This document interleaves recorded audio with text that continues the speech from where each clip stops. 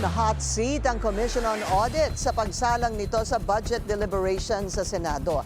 Nakaladkad kasi sa flood control scandal ang asawa ng isa sa mga commissioner nito.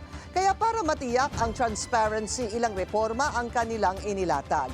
Ang detalye sa agenda report ni Dexter Ganibe ng Abante.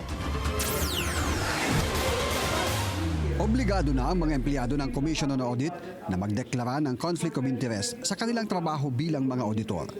Yan ang tiniyak ni COA Chairman Gamaliel Cordoba sa Senado sa kanilang pagdepensa ng kanilang 15.07 billion pesos na budget sa susunod na taon.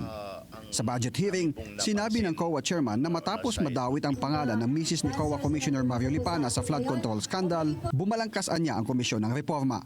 Ang isa pong aming reform na gagawin is all our employees will be asked to issue a declaration of conflict of interest. Kung ano pong kanilang mga economic interest at kung ito po ay may conflict sa kanilang trabaho bilang auditor.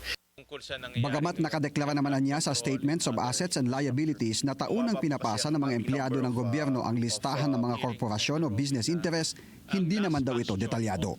Ngayon anya, bukod sa nakalista sa kanilang SALN, may hiwalay anyang deklarasyon para ipaliwanag at idetalye ang mga kumpanya o korporasyong may kaugnayan ang isang COA employee.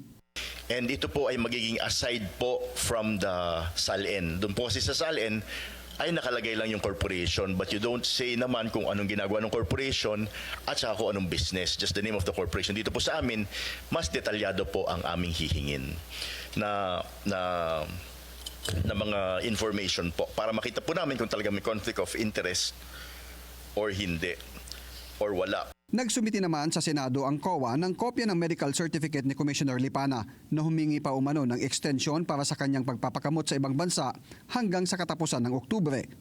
Pagtitiyak ni Cordoba, makikipagtulungan sila sa isinasagawang investigasyon ng Ombudsman kay Lipana kaugnay sa isyu ng flood control scandal.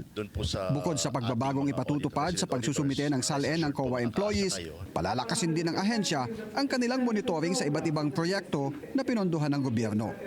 Matapos idepensa, lusot na sa committee level ng Senado ang higit 15 billion pesos na budget ng COA sa susunod na taon.